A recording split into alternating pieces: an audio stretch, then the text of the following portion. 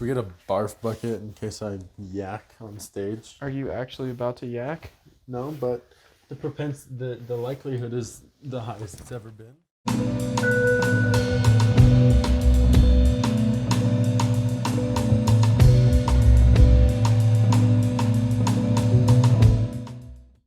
Music Sucks, episode 41, the big 4-1. Maybe the most important number. Why? It's just the big one. Everyone's Well, 41 is the one. Well, it's the one nobody thought we would get to for sure.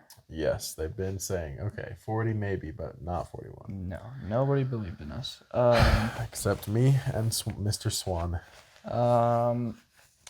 Yeah, episode 41. We got Azhurel, we got Aaron.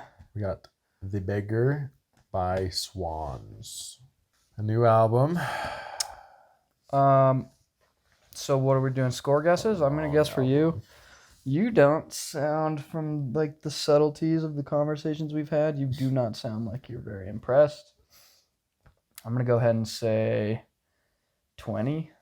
It's a hard one to rate though, because one song can.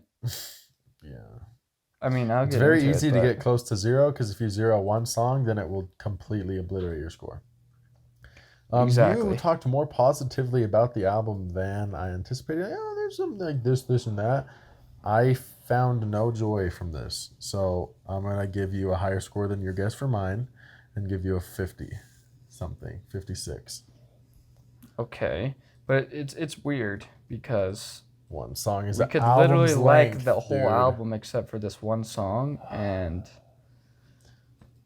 I think we'll be thoroughly surprised at our scores by the end. But first time hearing it, obviously it came out a couple of weeks ago, so I think 2 weeks ago, and I've heard it. I heard it maybe 5, 6, 7 times. My dastardly idea. I was like, okay, guys. I was telling you, we already had an album picked for this slot, but Swans dropped, and I'm like, Swans is the type of thing we have to do. It's a huge band in the music nerdy, music critic-y type circles. They've gotten a 10 from Fantano before, which is like the music guy of our generation, right? At least until we surpass and dethrone and behead him. And Rate Your Music. What? No, nothing. Keep going. And on Rate Your Music, all of their albums are like upper 3s, low 4s. So it's one of those music nerd albums and bands.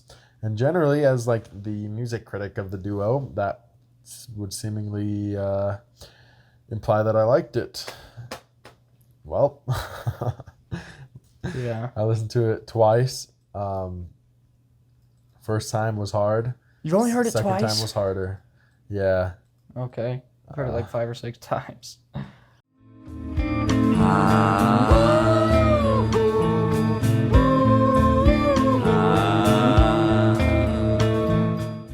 So we'll just get into it because we don't want this episode to be longer than the album.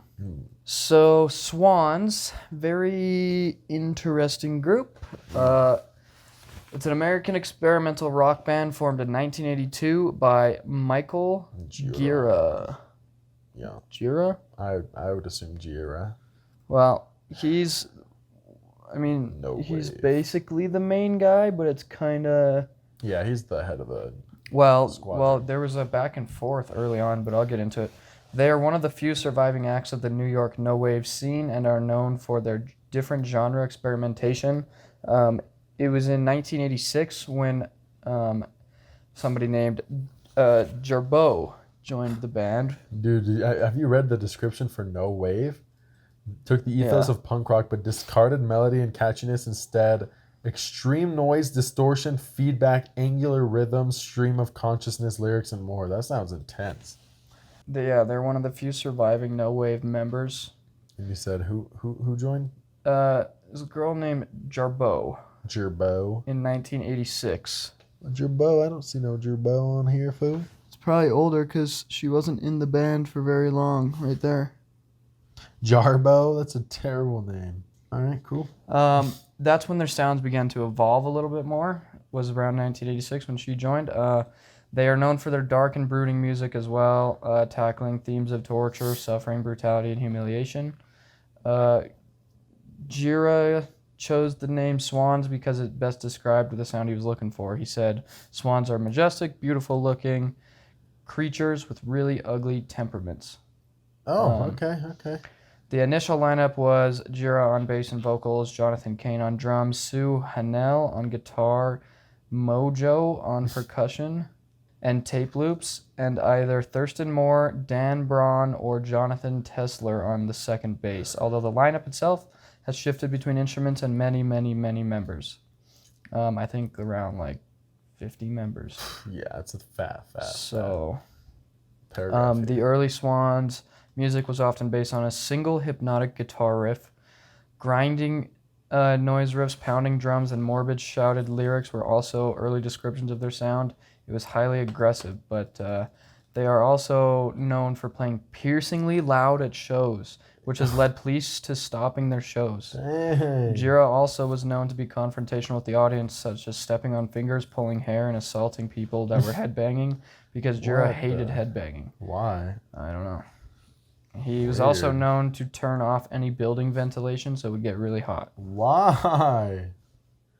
This guy's a strange In dude. 1986, with the debut of their third album, Jarboe joined, and her presence eased the brutality of their earlier work. This was also the time Algis Kizzies joined the band, and he was in the band for almost the rest of their career. So he's one of the main long-time... Why do they all have stupid names? I don't know. Names are pretty weird nowadays, but... Jarboe. He was in the band for... I think the longest time, 85 to 95, so other than Jira. Right. But the album Children of God in 1987 was more religious, but was said to neither embrace nor denounce religion, but to experiment with the power inherent in its messages. Oh, okay. That's interesting. Jira considers this album to be a major turning point for the band, especially because Jira had admitted that he was tired of the aggressive sound in 1987. The band shifted into more acoustic elements around this time. Jira and Jarboe had taken turns on lead vocals, and Jarboe had already sung lead vocals on albums prior, but they started taking turns, spearheading the creative operation. Around this time, they covered a Joy Division song, Love Will Tear Us Apart, and they began to make money from their efforts. It was a huge relief to Gira. He had been not making much money the whole few years they were making music, and he finally started making money, so he was pretty stoked. There it is. Jira decided to end the group because of other projects he was working on, and released their final album, Soundtracks for the Blind, in 1996. Jira began another band called Angels of Light, and Jarboe continued her solo work. But the band reformed in 2010 after Jira decided it was a good idea in about 2005. So 5 years later, they finally did it. They toured to gain money for an upcoming album that they would release, and released My Father Will Guide Me Up a Rope to the Sky in late 2010. Later, The Seer and To Be Kind were released in 2012 and 2014 respectively. Is their most to praised. Critical acclaim, which is weird. They take a 20-year, 15-year break, and then they come back and drop their biggest banger. And I've heard that album. To Be Kind? Is it better? Is it? I don't know. It sounds the same to me. Oh, heck. I mean, I only heard one or two. I only heard it once or twice. Fair. But after touring and taking breaks, they released more material, Leaving Meaning in 2019, and their last album, 2023, The Beggar, is their newest project, which we're now doing. They are known for transforming so greatly over their time together, and their albums are twice the length of a standard album today. They roughly had 33 members across their career, but currently have Jira, Christoph Hahn, Christopher Pravdika, Sure. Phil Pulio, and Larry Mullins, and Dana Schetcher. Shut your trap, boy. Yeah, so that's all I got on Swans. So kind of interesting, but... Interesting. I wonder where I am. I wonder if the water... The Beggar. The Beggar is the 16th studio album by the Swans, recorded from May 2nd to August 25th of 2022 in Berlin, Germany. It was released on June 23rd, 2023. Genre classified as drone, neo-folk, gothic, country, sound collage, ambient, gothic rock, and avant-folk. Country? Where'd you get country from? Oh, gothic country. Huh. Sound collage, yeah. Neo-folk is a genre I'm not familiar with. I'm assuming it's accurate, though, given that that's kind of like their thing. Ambient, you could say that again. Sound collage, absolutely. I'm surprised avant-garde isn't on here for that one long song. Avant-folk. Oh, okay. Yeah, that seems fair. Avant-garde is in the descriptors. Reviews currently range from yellow to a reddish orange. It is ranked currently on number 3 for the year on Rate Your Music. Charts. It's still ranked 3, yeah. Yeah, it went down. It was above Maps. Personnel included Jira on vocals, guitar, and production, Han on lap steel guitar, other various guitars and vocals, Mullins on drums, orchestral, and other percussion, Mellotron, keyboards, and backing vocals as well, Schetcher on bass, keyboards, vocals, piano, and lap steel guitar, Pravdicha on bass, keyboards, and vocals, and Pulio on drums, percussion, vocals, piano, and exotic wind instruments. 4 other studio musicians helped with backing vocals, synths, guitar, and sound manipulation, but production was done by Jira, engineering by Ingo Kraus, and Doug Henderson did mastering. That's pretty much all those individuals are known for. I mean, they didn't do any other crazy work that I'm aware of, so let's talk about the cover. Okay. I like the cover. I said it was artwork done by Nicole Boitos and features a human heart shaded type of drawing with a space colored simply red between the aortic arc and the left pulmonary artery. Yeah, I like it. I like simple. I think simple covers like this are generally become the most iconic and symbolic. Yeah, you've said that, and I agree. This is I a like super that color. nice, clean color palette. I tried to match it. Came off a little tacky, but I like tried to match it. I like the cover.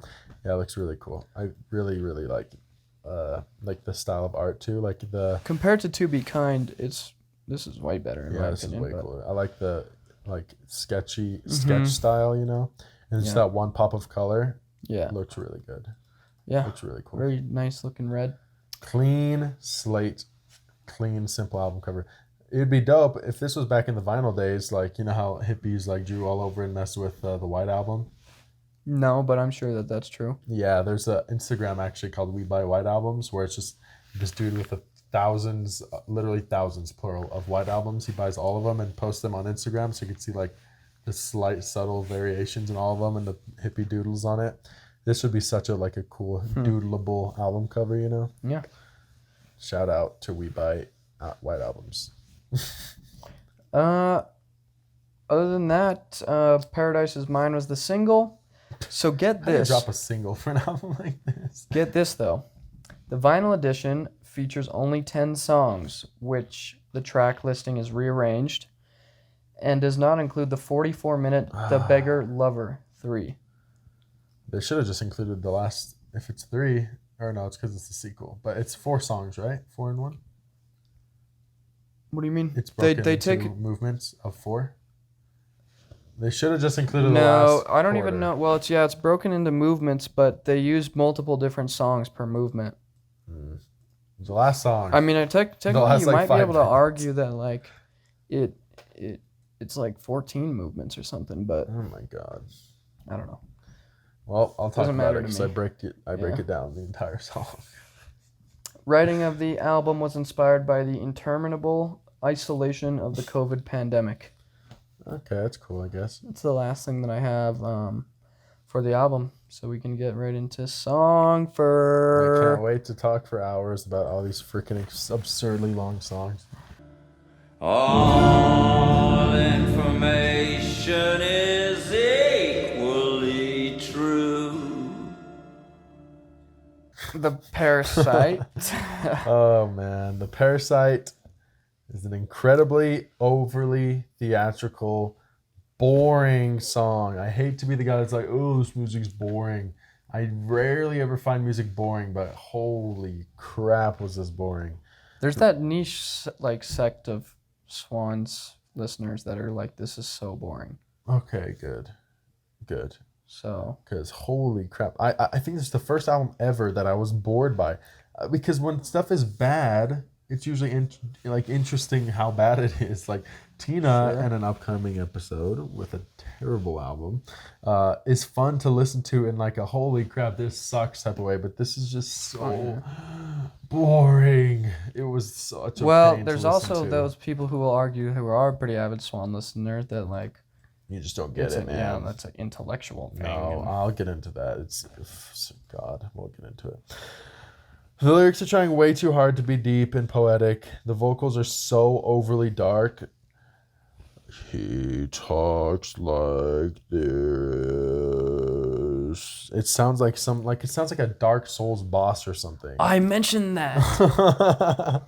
The insanely dramatic, dark, orchestral, and acoustic guitar instrumentation is so dramatic. I think I'm watching a music play and all the main characters are about to be beheaded. But it gets even more boring as all the instrumentations just stop midway and it's just vocals in this raspy tone, whispery tone, like this, just saying the same lines over and over. Thankfully, eventually some instrumentation rejoins with loud, heavenly choral singing and dissonant, creepy sounds going on too. It's all so over the top. I cannot take it seriously despite trying so hard to be like the most serious music of you only all heard it time. Twice the album. It doesn't matter, dude. Okay. It doesn't matter. I've heard some tracks more than once, but Okay. which ones did I not? Ebbing, I haven't heard more than twice. Like it's like this section I haven't heard more than twice. Okay. But I've heard everything else more than probably like 3 times, 4 times. Your turn. Not sure if I'm a fan of the vocals, so I'll just get that out of the way. On the whole album, I think the vocals are Over the top. old man-y. Yeah. The old man tragedy feeling is kind of just outdated sounding. Apparently, people have said that hasn't changed his vocal style at all, so it sounds the Wow. same as he always has. But If you always sound like an old man, then you yeah, sing rather. I guess. Yeah, you sound good when you're older. The lack of drumming on the song is extremely noticeable, but that's Yeah. something fair for the genre styles, I guess. The song is quite boring with the occasional guitar Thank strum and dark fantasy, Elden Ring sounding vocals. The middle features kind of a spoken word with just lines repeating where the drums start actually building up with some deep bongo sounding percussion until the song finally expands into something. So on Yeah, the back half of finally. the song then is more pretty, but still pretty Yeah. bare bones with an emphasis on an orchestral format. You said theatrical. I think that's a good way to put it. There's just no way I'm ever putting this on. God, no, dude. And anyone who's putting this on, I'm judging them. I'm judging them. You're getting judged. Now we lay in the mud. Paradise is Mine. Starts off more interesting with like a kind of a loungy drum, more casual guitar playing, and a background orchestra playing all creepy, all minor key and just spooky. Vocals are a little more musical too, rather than theatrical. 3 minutes in, shouty woo vocals join in, higher pitched than I can comfortably go, but adds more fun and listenability to the track. Adds a little more dynamism. Yes. That's not a word, is it? Dynamism. Dynamics? Yeah. Okay. Dynamics is definitely the word. Anyways, past the halfway point, dramatic strings start building up over the vocals. Then a new vocal layer starts up saying the same thing over and over alongside some shouting. This is when the song goes off the rails, back into some more overly artsy, dramatic nonsense, but it's only 4/5 of the way into the song, so it's tolerable because it's not like a majority of the song. The song ends with a lonely sax and flute noodling softly and randomly alongside the woo vocals and the same singing as earlier. It's hardly singing though, more just him talking in a rough, deep voice. But it's still a little more musical than track 1. Agree. I said, God, these songs are so long, so I just have so much to say. But Yeah. the song starts. It starts off picking the album up in a more melodic fashion, still dark and dark fantasy-esque. If you're into the Elden Ring soundtrack on its own, it's something that you might get along with this album. The tempo of the song is pretty reflective of the album, as the lyrics are literally spoken in 3-syllable bursts every 3 seconds. Mm-hmm.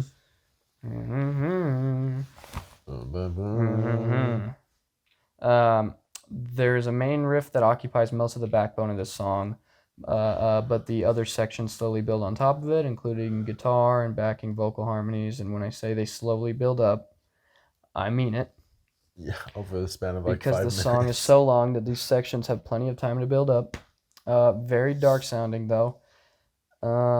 Just after halfway through, the heavier, dark sounding drums build up as things get more instrumentally intense, which is very fearful sounding. Mm-hmm. The video art, I watched the video and it was very interesting.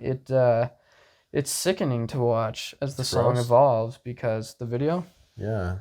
because from an objective standpoint, the video and song really capture the darkness of the song, and it does a damn good job of that. Very horrorcore feeling. Video?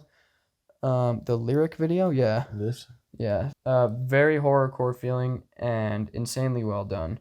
The song does not climax anything really, so I just can't be listening to this ever really, but just the microorganisms like spiraling around?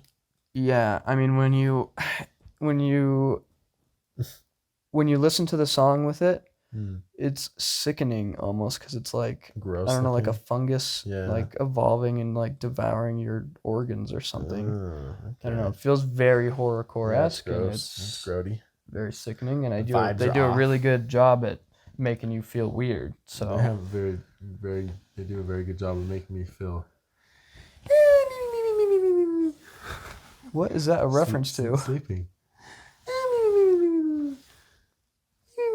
That's like cartoon snoring is the little Mimi. I didn't have a childhood, bro. You know That's that. true. That's true. That's true. That's all I got, though. If you do like the song, check out the music lyric video, because that is very interesting. Oh, we're drugged by the sun. Here he comes, just waiting to become. All right, Los Angeles City of Death. Kind of the rock track of the album, like the heavier track of the album, which isn't saying much. It's not that heavy. Sounding like 80s punk, but infused with so much artsiness that anything cool and visceral and raw about punk, that is the reason, like anything that makes punk people like punk, which would be like the raw, visceral nature of it, is dead and gone.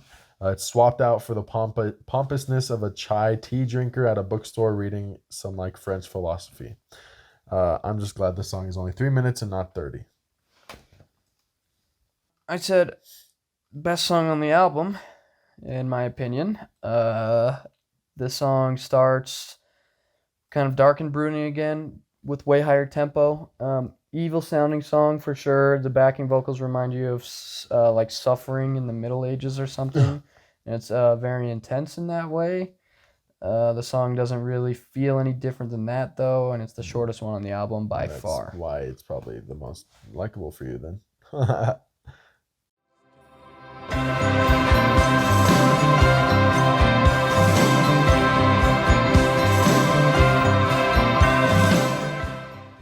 Michael is done. Back to the extremely theatrical, artsy-fartsy crap.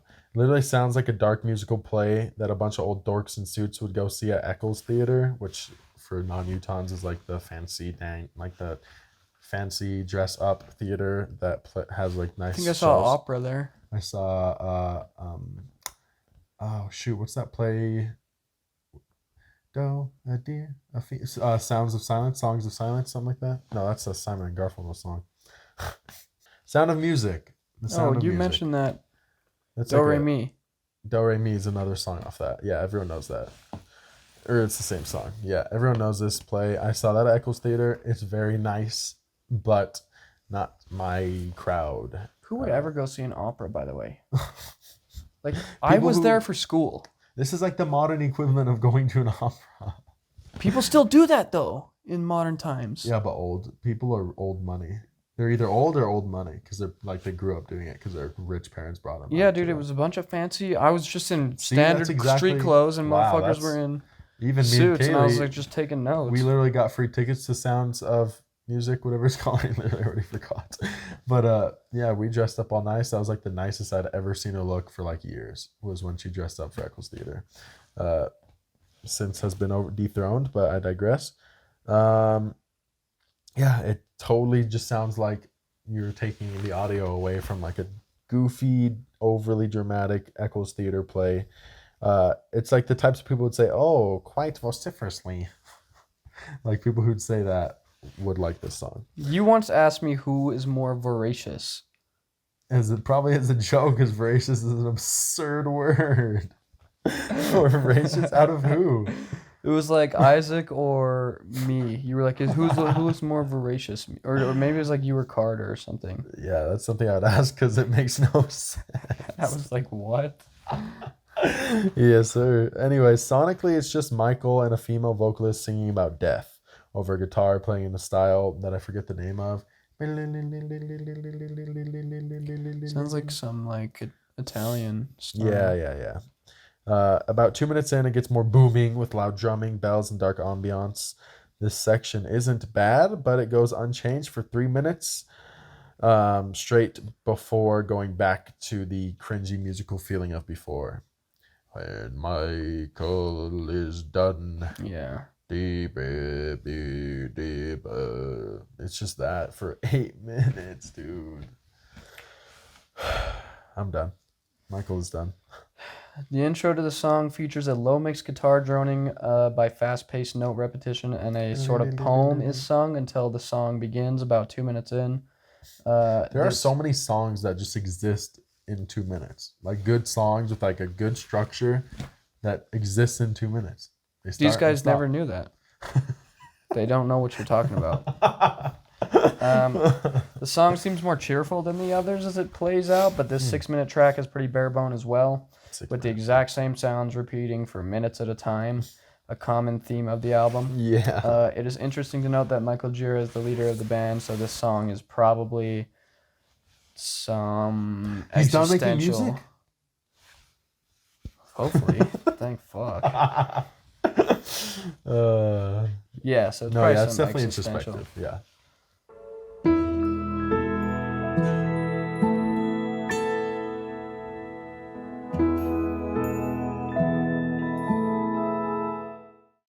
The Unforming.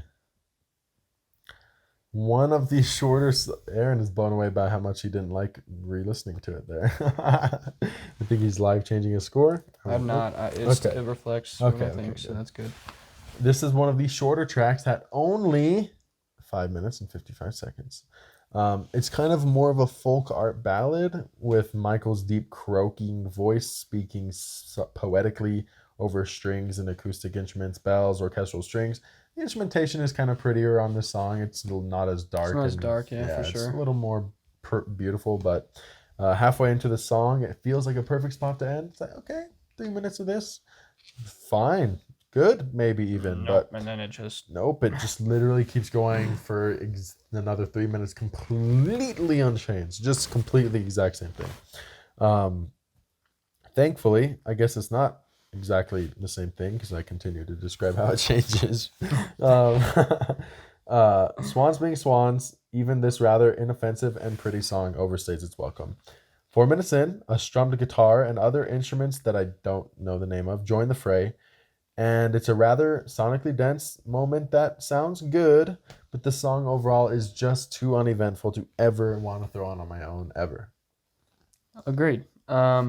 It begins with a sort of mid-tone isolation synth droning with more of a sad ballad feeling, aside from the bells, I would say. But it features over-dramatic vocals over light instrumentation at first. that feels overly skeletal. In the last so minute and a half, this boring. song finally does something in an Yeah. attempt to an epic climax.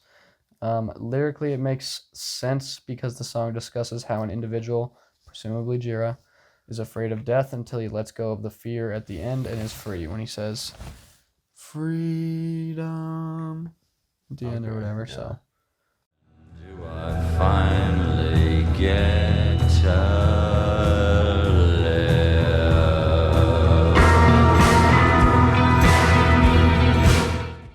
The title track, The Beggar, is yet another song with a dark feel and unnerving orchestral strings, and Michael talking all dark and eerily. 2. It takes 4 minutes for the song to switch up, and in those 4 minutes it becomes a more rock-oriented sound, beginning with a pounding drum and dark Joy Division-esque guitar work. This sounds like that nice 80s gothic guitar tone and sound, or late post-punk, or like late 70s post-punk and that early 80s like gothic. You think Sisters of Mercy, think Joy Division, think I haven't heard The Cure's early material that much, but I've heard that is a bit darker than their poppier sound of the later 80s. Stuff like that. Stuff Clan of Zymox, stuff like that. But just as quickly as it comes, it leaves, returning back to the sound of the beginning until 8 minutes in, it goes back to the aforementioned gothic post-punk 80s sound. It is just absurd how slowly this album moves. It is just mind-numbing how just crawling at a turtle's pace this album as a whole moves, and this song exemplifies that. You don't get, it's not intellectually stimulating for you. It's because you can't just like sit down and like pay attention and like just take it in. That's how I was with Donovan, though. But Donovan's way better than this. Title track. The song returns to the dark feeling that of like the stomach turning and the thought that something gruesome is around the corner. Again, the like lyrics listening are to dark. the 43-minute song. Yeah. The lyrics are dark, and while the vocals deliver them within a good context, the vocals seem outcast and unfamiliar in the music industry, which is a weird saying because how can vocals be unfamiliar in a music industry? I mean, people are always doing new things, so. But it just feels, it shouldn't be there. I don't know. Pretty skeletal again with light instrumentation and emphasis on vocals for about the first third, where the guitar is noticeably comes in a way that establishes or more of like a terminal fear. I wish this song was just somehow incorporated into Paradise Is Mine, and then one of the songs was scrapped. The song returns after the guitar section moments later to the same features as before. You can tell the guitar part will not be the last because things are still slowly climbing. But this 10-minute song finally climaxes about 4/5 of the way in, when groaning and screaming bring back the guitar part with much moodier drumming this time. So it's this is the song with the groaning and screaming, like ah. But there's so much absurdity in this album, you can't remember where everything is. There's just some absurdity coming up that oh man.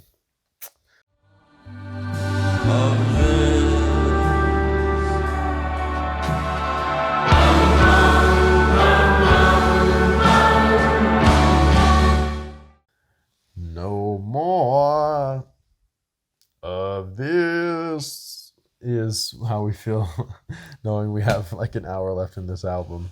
That's also the name of the song, though. This is a more slow, ambient, pretty track with Michael singing what I just did, as slow drums, country-esque slide guitars, which is an interesting sound, acoustic guitars softly play. If not for the absurd length and turtle nature of the songs, I would have to give the album credit for unique soundscapes, but I just can't when it becomes such a chore to listen to. If you do something uniquely but make it so insufferable to listen to it, it isn't done well. Despite the growing throughout the song with strings and choral vocals adding to the layering, I still feel like I'm doing laundry listening to this album. Even the more dramatic ending with the thunderous drums and shouty choral vocals as Michael says his goodbyes isn't enough to keep me engaged because it begins diving back into the snooty, overly artsy crap of earlier in the album. I really felt this was a chore to listen to. I got no joy out of this. I was just like, oh, The song, or are you talking about the album holistically now? The album Okay. holistically. Gotta throw the Beggar on. Yeah, let's go. 2 hours of my life. I said no more of this. I did too. Starts out sounding pretty bummer tunes again. I can't stand the vocal delivery on this track. Oh, more. That's definitely a personal thing, so don't take my advice there. But the song sounds like an end credits song to a tragic movie. It lasts about as long as a tragic movie too. And feels the same. Pretty empty song with more lyrical emphasis. And when I say lyrical, I don't even mean vocal. I mean like the emphasis of the song it's literally just like a spoken word poem. That's where the emphasis stands. It's not that, but I mean it's emphasized to be like that. On the back half of the track though, things pick up anthemically with some harmonic chanting in the background while a goodbye poem is being read up front. This part is pretty monotone, however, and to me cannot save the song from being quite boring. It's very fascinating that we have pretty much said the exact same things, but we've used almost completely different vocabulary. That's very interesting. It just seems like the word choice of me and you is just completely different, despite having the same thoughts. I like that. That's interesting. My swallow tongue, my wounded dove. Ebbing is 11 minutes for absolutely no reason. It starts dramatically with cymbals crashing over crazy strings before Michael and a few other backing vocalists begins and goes back into a more ambient art folk sound. 4 minutes in, the cymbal insanity restarts, bridging into a rock section that sounds nice with choral vocals over powerful drums and good guitar work, but it loops for minutes and minutes and minutes and gets extremely boring by the end of it. You can skim through literally minutes of the song and feel like you have not moved at all. We just did it. It sounds like you could skim through a whole minute and it is not moved at all. It is such a snail's pace. It's really insane. It's literally unchanged for the entire rest of the 11 minutes from that point on that I described earlier until it just fades out. Why? What is the point of that? What is the point of not condensing this? It's definitely some... It's like, hearing it... artistic thing, but like a niche sect of like artism. When did he decide it was over? It's like, okay, the 12th time, let's go one more. 13th, okay, let's go one more. 14th, okay, that was too long. Like, what is he making these decisions based on? Maybe he just gets bored. He gets bored way less easily than us. When he himself is bored, then he stops repeating it over and over. Fair enough. I said this song is very anthemic and more upbeat, and I think it's got that mellotron going on, right? That was the mellotron? That organ? Or mellotron is like a synth organ. Yeah. There's a mellotron in this, right? Is that medievally sounding thing? No, I don't think that's a mellotron. Mellotron, I think is more King Crimson. Well, there's a mellotron in the song, though. Oh, yeah? Or in the album.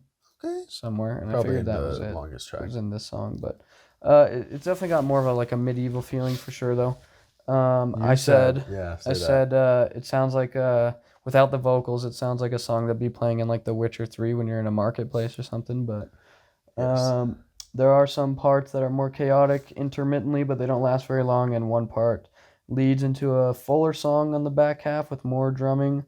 Overall, though, the song is pretty middle of the road. Mind-numbingly. More, give me more. I'm your supplicant. I'm your horn. Why can't I have what I want at any time that I want? That's what I ask myself when I want to stop listening to this album. Pounder. All right, that's the name of the song. Dumb name, lame song.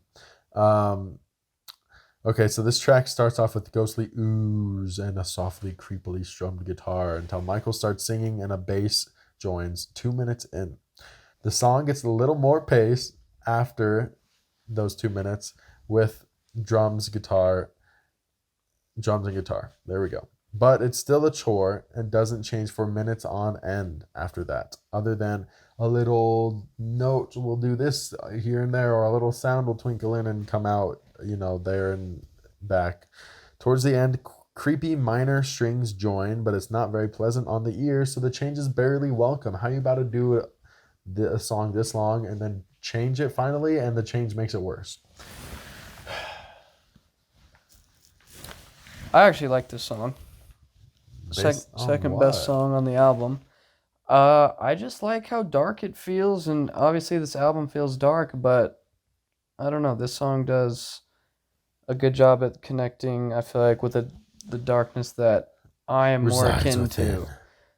You say it relates more to the darkness you experience. The darkness inside of me. No, any dark music that I would listen to would be up to kind of this alley, but I think it's just a little bit different way. It's slow moving, anthemic. It's got an anthemic chorus, but that's pretty much it in terms of its interesting instrumentation stuff.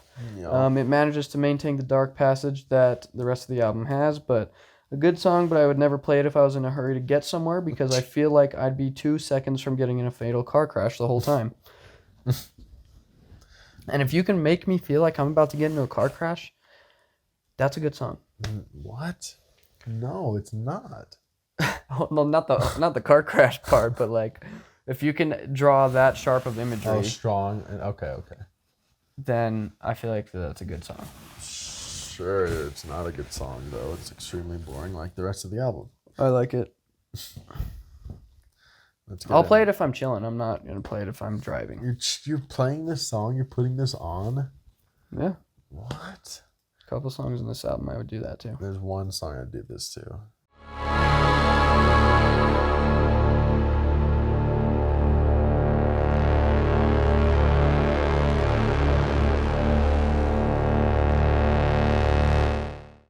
There we go. The Beggar Lover 3 is a 43-minute song.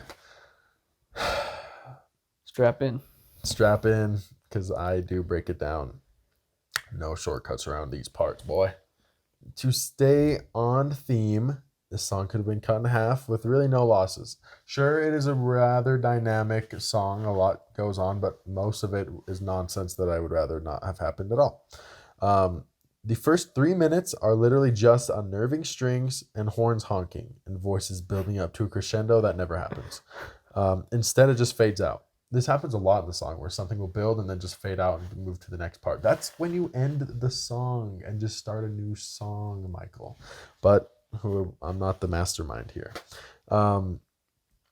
Keep in mind, there are thousands of full songs, many good songs. I would assume the average song length is 3 minutes and have so much going on. You have the intro, verse, chorus, outro, bridges, and all that good stuff, all just in 3 cute little minutes. And that is just the opening string sound of this song is just straight 3 minutes.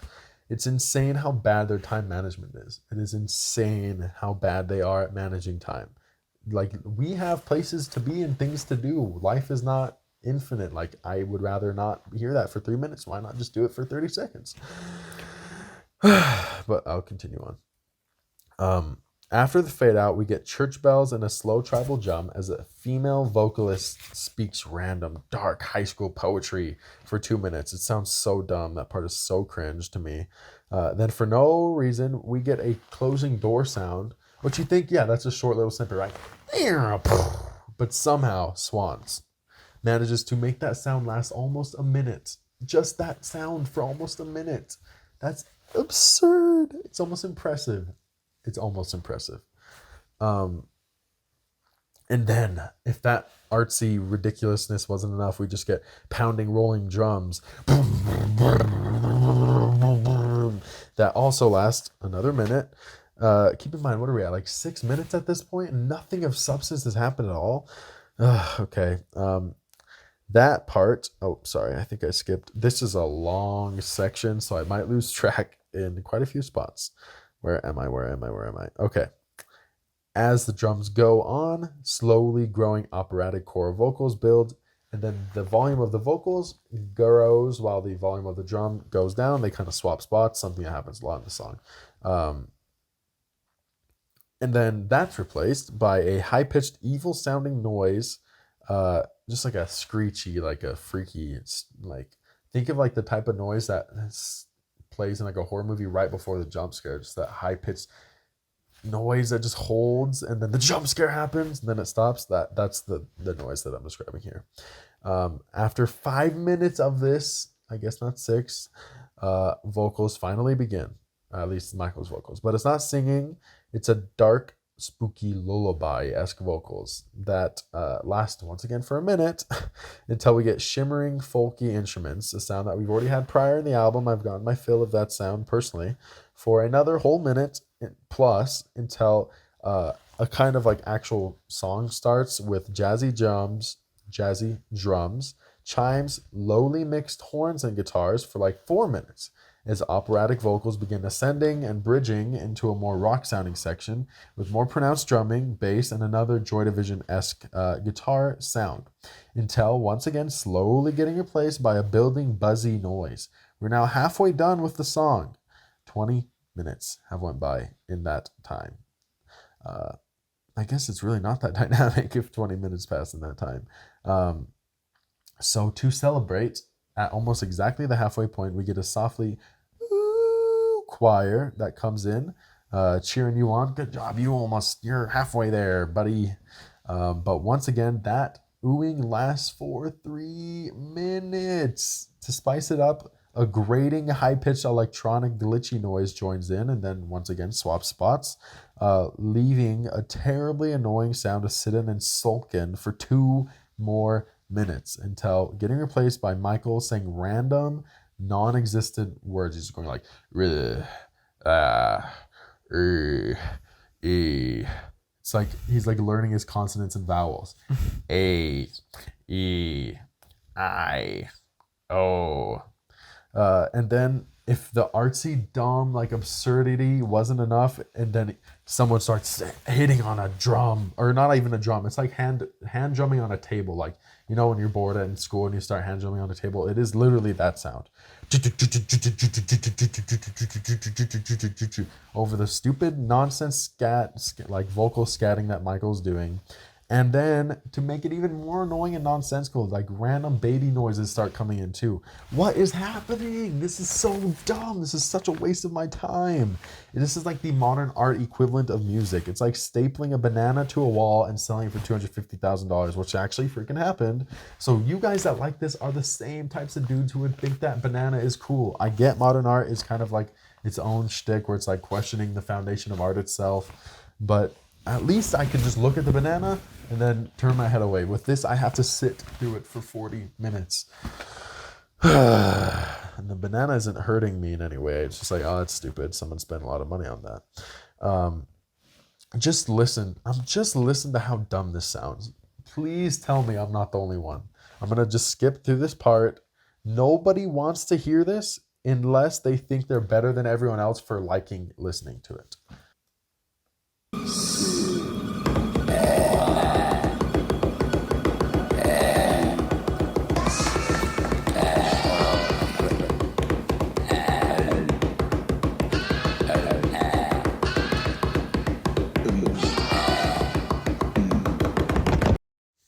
Dude.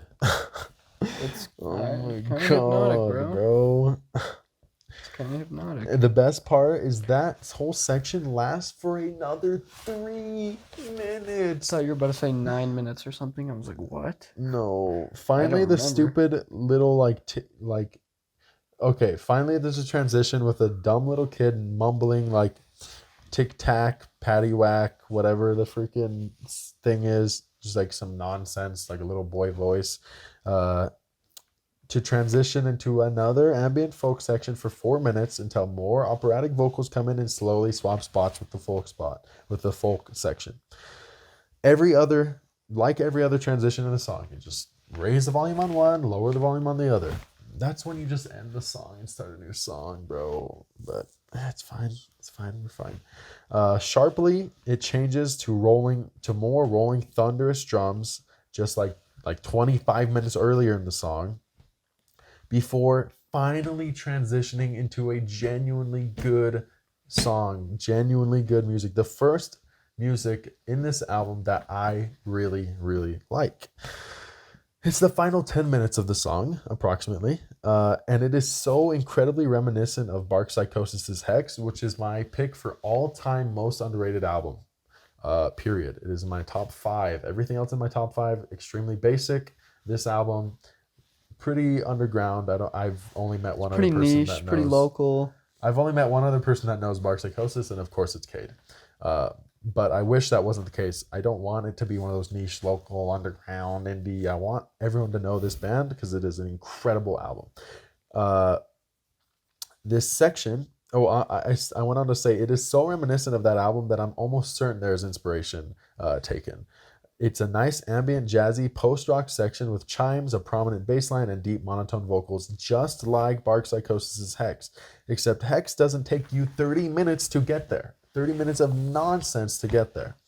I would 1000% add the last quarter of this track to my playlists if that was an option, but he decided to put all this fat and How about I fluff sample it and and garbage. send you the audio file?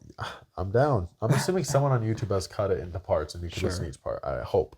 But there's literally no chance in hell in any world that I live in that I'm waiting 30 minutes to get to that section. I will never add this song to my playlist ever, unless I get brain damage. Okay, so I'm going to compare this section of the song with a song from Bark Psychosis, just so you can see, like, I don't want to say it's one for one, because it's not, but it is extremely up the same alley, and I freaking love this alley. So let's go.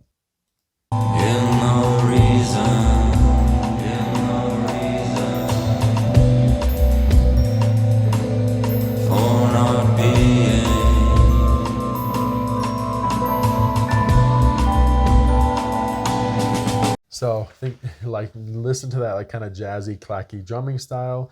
Is like monotone and kind of flat, emotionless vocal delivery. You have some chiming bells, and you have more of a prominent bass line. It is the exact same formula for a Bark Psychosis song. Very much up the same alley. I could genuinely see the last 10 minutes of the song being some like cutting room floor thing of Bark Psychosis, who've only ever dropped 2 albums. If it wasn't for Michael's voice, of course. It's kind of sad that the only good part of this monstrous song is a mirror replication of another post-rock band.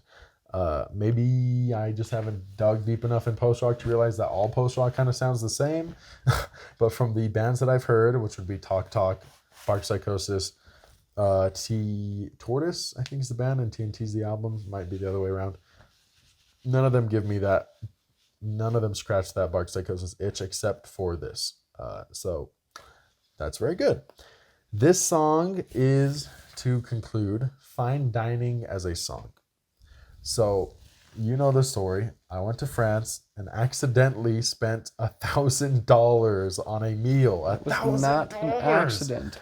Yes, it was. I reserved it expecting it to be $200 per person, not $500 per person. And once you cancel it says if you cancel reservations, it's a $300 each fee. $300 each to cancel. So, well, how do you get 200 a person and 500 a person? Because confused? I watched a travel vlogger who's like, these are like the restaurants to go to, and with every restaurant, he's like, you should expect to spend around this much for this much for this one, this much for this one, and he did for all of them. So there were some that like way out of the price range. It was like, $300 to $500 each, and I'm like, yeah, we're not doing that. But this one was beautiful, and it was only $200 each, $250, something like that. On the vlogger, he said vlogger. 250. Yes, these 2 people are like reputable Parisian vloggers too. So I'm like, okay, I'm down. Let's do it. It's the honeymoon. Let's ball out on some $250, each. It ended up being double that, and it was the food was stupid. The food was stupid, just like the song. I get the ingredients are rare. I get that there's artistry to it, The food looked beautiful. The presentation was good, but they've went like beyond the point of like food. You don't eat it because it is just like yummy in your tummy. It's like beyond that. It's like trying to cut deeper, and it's just dumb to me. Like it was more of about like the strangeness of the textures and the combination of flavors that don't mix, than it was about just making something that actually tasted good. It was like an 8-course meal, and the only thing that I liked was the chocolate cake dessert at the end. I'm not kidding, but I genuinely didn't like almost anything that I had. The chicken was fine, but only fine. I genuinely had better food at the French McDonald's. Food that I enjoyed more. Like, I'm not kidding, dude. There was one item that was like a little cup with some green foam on it, with like a green powdered dusting on it. And that was one of the first things we got. It was 2 crackers. One had caviar, one had something else, and there was that cup. So I tried the cup Caviar's with this gross. fancy spoon. It was like this crazy looking spoon. It genuinely, and I would know because I was a dumb little kid, it tasted like eating grass. And I have eaten grass. Grass tastes good. Grass does not taste good. I like grass. I'll fill up on some grass in the morning, bro. With some dewdrops on it. I spent $1,000 to eat grass. Okay, bro. well, that's different than going to my And backyard. the people who scoop that out with a fancy spoon are like, this I like the rare herb that you used in this. It's like, those are the types of people who think that music like this is cool. Those are the types of people who buy $250,000 banana stapled to a wall. I respect modern art, but there is a limit. Like, there's modern art that I really, really, really appreciate. I really like modern architecture, but this is just too far into the pompous cringe. Like, this to me is what punk people think prog is, in terms of like overly pretentious cringe.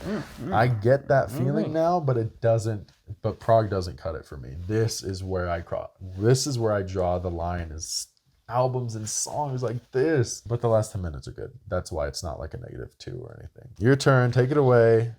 Let's hear your spiel. Here we go. Oh. Okay, buckle in because the song is 45 minutes and the score of the song will make or break the album in most cases. The beginning of the song sounds like a way too long intro to a movie with a single note droning on and on and on and on and on and on and on. I was gonna say, sorry. This whole song, if you just were to play it, it would seem like you're watching like a live recording of, once again, like a play. Because there's so much going on in sound effects and stuff. You'd think like this is a musical. I feel like it's like an autistic play though, or something. Autistic. Like made and acted. By autistic. Yeah. Okay, keep going. There are weird sections because this song has different movements, but from what I read on YouTube comments and from New Noise magazine, the song combines old content from the album, or from old albums, with new content of this album. It's also the third of the project, The Body Lovers, which is the first part of the 3-part project. This song is the final part. Not much happens, and it is filled with the most ambience of any song on the album. Lyrical content is sparse, and outside of the context of the other 2 parts of this project, it is a confusing and shallow song. A YouTube comment timestamps all of the different moments within the song, and you can tell things change, but they share a spooky ambience regardless. Yeah. About 20 minutes in, the song picks up and does less ambience, as you can recognize guitar parts from the Beggar. The song returns to ambience eventually after 5 to 10 minutes of repetitive guitar and drumming, which suits the song 100%. But again, the song is highly contextual, and that's where any appreciation for it is going to come from. If you've heard their discography, maybe the song will stand out to you. Maybe it would suffice to say that if you want to hear the bulk of their discography, you can just listen to this one song instead. If that's true, then this band sucks. I have not heard their whole discography and only heard this album. Well, besides To Be Kind. So it would be entirely possible for that statement to be 100% wrong, but I'll just throw it out there as maybe there is a grain of truth in it. If part 5, I looked it up, it's broken into 5 parts. If part 5, the final section of the song, the last 10 minutes, if that is like just another Swans song or like a play on a Swan song, part 5 is? Yeah, you can find the song in the YouTube comments. Oh, let's freaking go, dude. I'm never listening to this godforsaken behemoth ever again. It might be multiple songs, though. But we'll see. It seems pretty samey. Let's go. I'll figure it out. Being as the song is very difficult to give a score since it sounds so different throughout the song, my score for the entire song is defined by the percentage of the song that occupies my score the most time, since the range of scores really go from -2 to +1. And no, I didn't calculate my score based on the actual I didn't break down the percentages of -2s to -1s to 0s and +1s. I'm just saying I based on a pretty rough estimate. I have to ask, though, did the fact that the song was long affect how you calculated your score? Absolutely. It's one song. I don't think it did for me. It's like you got to think about it like a single song. The implication is that you listen to the song in its entirety, right? Well, I've heard songs that are whole albums, and like this would be another example. Fishman's Long Season is literally one album and 2 songs, just side A and B, and that album is I've heard digital albums. That album is good. I've heard digital albums. No, you're right. You're right. One song. Fishman is just one song. It's only 33 minutes though, so not as long as I've heard. But like Fishman is good. I like Fishman. I would listen to that whole 33 minutes. I would never listen to this. Never. Especially with the length of it. If it was 10 minutes, maybe, but it's just what range of scores would you have given this song?Maybe we can talk about that in the final score reveal, but I definitely feel like we're talking about the song, so I'll say it now. The last 10 minutes could be a +2. The entire rest of the song is -1 and -2. No zeros? Or I think it kind of averages out too. So do you take it on an average? Because how did you score it? Because I scored it not on an average. I scored it. Well, I guess it would be an average because that's the longest. Yeah, so mine is an average too, basically. Yeah. Whatever score occupied the song the longest is what I took it as. So, but that's all I have. Very weird song to score, so that's new for us. Finally over. Down we ride into the pit. First we're swallowed, then we're folded into it. To add insult to injury, you survived that whole 40 minutes. What a perfect way to end the album. No, for whatever reason, there's another song after. What terrible track listing is that? That is so dumb. You don't put a massive behemoth of a track and then like, oh, here's another one. That's just so random. You either put it as the opener to kick off. You're all insulted. The whole 40 minutes, boom, take it all in and then get to the rest of the album. Or you throw it in the back. So once you're done, you're finally done. But you're finally done with that song and then you have another 8 minutes to go. And it's not even a good 8 minutes. This track is also mediocre. Completely mediocre. Horrible track listing. It's like running a marathon. This is what this felt like. You run the marathon and then you win, right? You're like, oh, the trophy, it's over there. It's about a mile that way. It's like, dude, I already ran the whole marathon. Why would you do that to me? Oh my God, bro. This is the most, this album has killed me. The Memorious is a faster paced rock ballad, starting off with his screaming. It really sounds like that. And oh my God, I forgot about this. But the same stupid baby voices of that terrible part of the last song that I showed you, they bring that back, dude. They're like, oh, you remember that from the last song that you just finished? Here it is again. Take it and like it. It's freaking, it literally just feels like smacking you in the face after you freaking ran the marathon or, oh my God, bro. I can't believe they did that. It really is adding insult to injury. That's the terminology I was looking for. 30 minutes into the last track, they have that stupid baby noise, and it comes back in this last track just to haunt you one more time. The beat stays completely unchanged with choral vocals, a tambourine, and his singing coming in later into the song. 8 minutes into the song, and for the only change to be that he starts singing and a god dang tambourine? It's the only change for 8 minutes?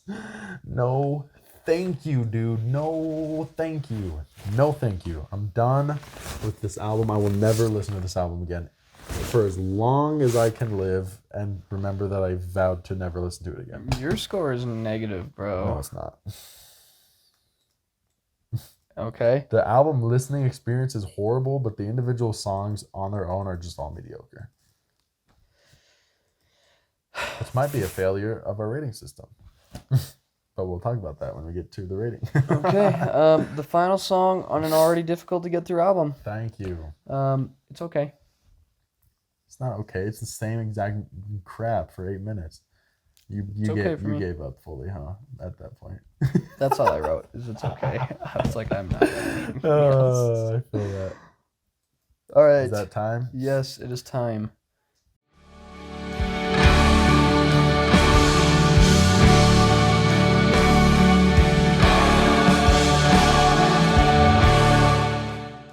You go first. All right. My score is a rather mediocre 7. It's a 7. It's my bottom 5 of all time. But here's what I'll have to say. This is what I'm getting at with where the scoring system might lack. Is because all of these songs, like I said, individually are mediocre. They're just whatever. They're just like, okay, this happened. I'm done with it. That's fine. But when you have to do it back to back to back to back to back to back, by about here you're done. Like you feel like I've had my fill.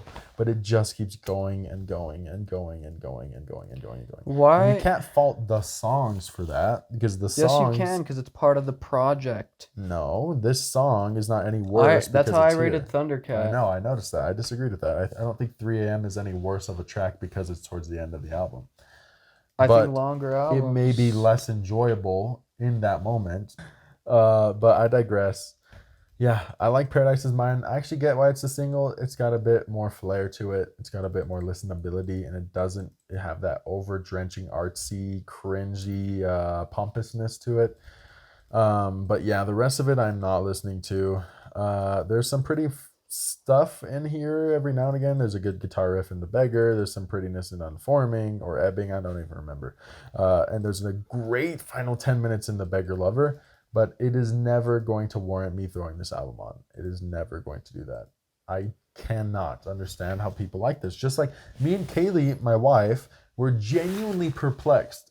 Okay, people spend $1,000 on this.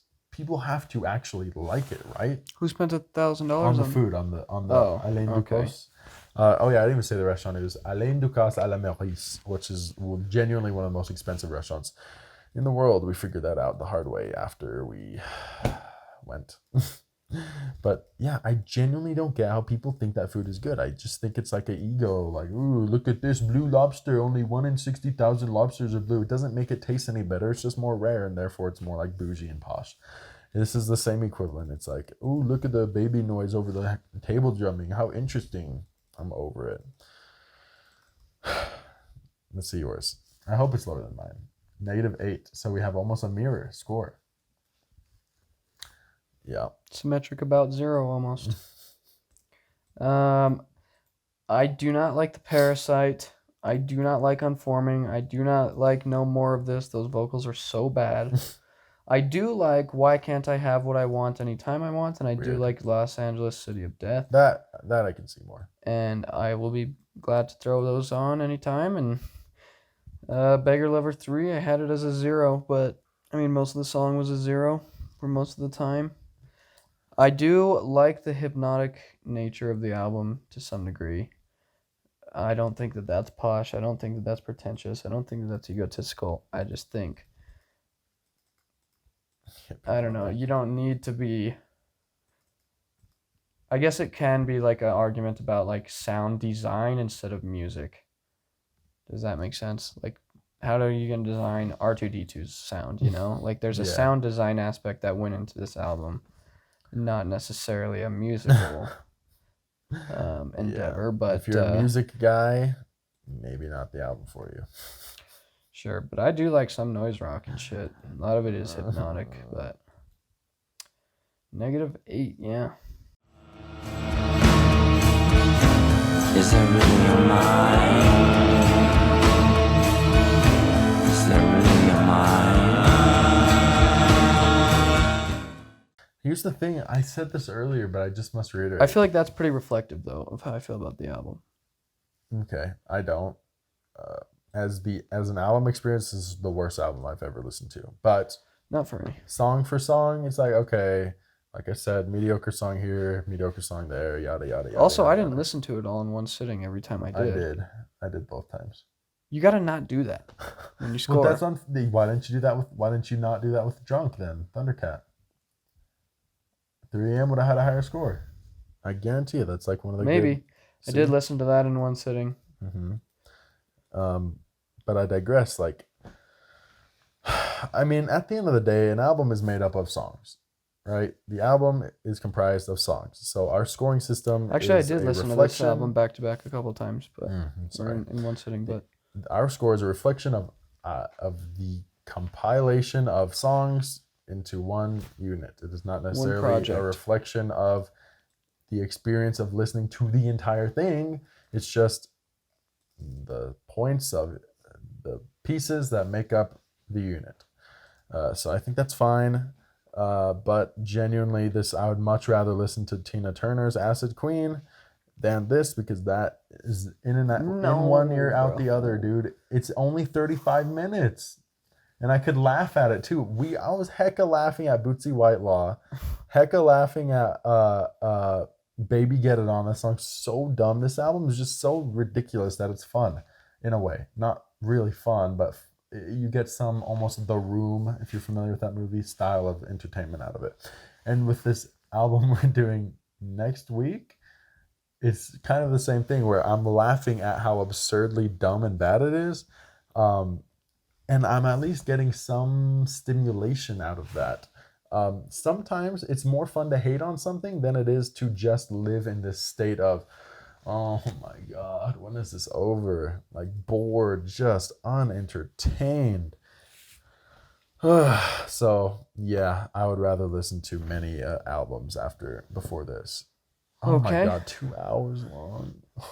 I got a couple of outgoing notes. Go for it. That was mine. Their 2023 live show looks like 6 old men dying on stage from making some of the worst sounding live music I've ever heard. No, seriously? Yes. Let's look this up. Swans live. These guys, oh my God, dude, they do look skeletal. I saw that video. They all look like Iggy Pop. Yeah. In terms of health decline. Yeah, and they sound terrible, but live it's just terrible.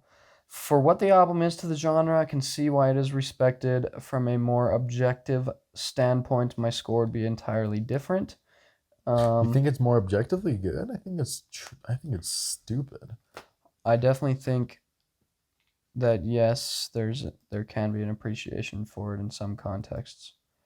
But this is definitely one of those albums that is not structured specifically, I would say, and you could be playing it on shuffle. You can tell by Memorias being after the freaking 43-minute which song. isn't even on the vinyl. So yeah. Overall, the album is definitely lyrically and vocally oriented, being fairly stripped of overtly intricate instrumentation. Definitely a piece reflecting from the dark thoughts of Jira. I swear, if we're saying that wrong, I'm going to be pissed. But for those with feelings of hopelessness and want something to relate to in order to dispel feelings of loneliness, this album is for you. And if you can stand the old man vocals that sing about exactly what's going on inside your head. The album as a whole took me on more of an internal journey than I could say for most albums. It's long and it's heavy and it's dark. It's very good doing what it's intended to do, even if you don't like the album that much. But, I mean, there's some fucking stinkers on the album. I have 3 -1s, a lot of zeros, and 2 1s. So my score, I feel like, is justified, but I can definitely see from an objective standpoint that it might be a little more interesting. I just don't. I think they're trying and failing. I think it's genuinely a failure. I could see that too. Of the attempt to make something artistic. I feel like the attention to detail is like pretty. And I know he said it's skeletal. They are trying. I know it's like skeletal, but it's just you have dumb. to try to not. It's like Yoko Ono's like be full of things. Like you couldn't possibly like they tried to be skeletal. I know. I love dude. The King Cruel album is pretty skeletal, and I loved that album. It's way less skeletal than this though. It depends on the track. But I like ambient stuff. That post rock bit on the end of that 40-minute song, I love stuff like that. It's not like this isn't up my alley. Like in every way, it should be up my alley. I like the artsy critically acclaimed crap. I tend to like, I guess, pretentious music. I'm a prog guy. That's like my label is the prog guy, oftentimes. And I like slow music, but this just fails on every front. It's like high school poetry, dude. They're trying to Poetry be artistic, slam? but it just is bad and dumb. I'm sorry, this was dumb. It's like trying so hard. It's drinking grass for $1,000. You're talking more shit on me, and my score is lower. I do not get why that is. It's because as an album experience, this was miserable. But Okay. if I just heard one song, I'd be like, okay, what was the point of that? Okay, so put some emphasis on that for sure. But other than that, do you recommend it? I recommend anything else. Literally anything else we've reviewed. I this would not entire recommend season. Tina Turner over this. I would recommend this to some people, I'd say. No, dude. No. Probably recommend it to Cade. I wouldn't. Cade is not. Oh god. I hope he's not artsy fartsy enough for this. And if he is, he can never make fun of me for liking prog ever again. Ever, ever, ever. If you like this album, you can never make fun of anyone for liking prog. Prog is way less skeletal, though. It's less pretentious. It's over. It somehow No, manages I feel to like be it's less more pretentious because it's No. overly Dude, intricate. the freaking hand drumming with the baby noises. That's like, ooh, look How's how that pretentious? It's just 'cause annoying. It's so unique and interesting. Look at this. It's really interesting not. avant-garde. It's like, oh my god, bro. It really reminds me of like Yoko Ono stuff where she just screams. Have you seen like performances where she just literally scream, moan, orgasm noises into the mic? It's like that. She thinks she's doing something interesting, but it just is dumb. It is just dumb. It's Fair. Eccles Theater. It's people who'd say illustrious. It's Yoko Ono screaming into a mic. It's high school poetry slam. I'm over it. I'm over this episode. All right. And with that, we'll catch you next time, next week. The vibes will increase with the next episode. Hopefully. Cue outro music.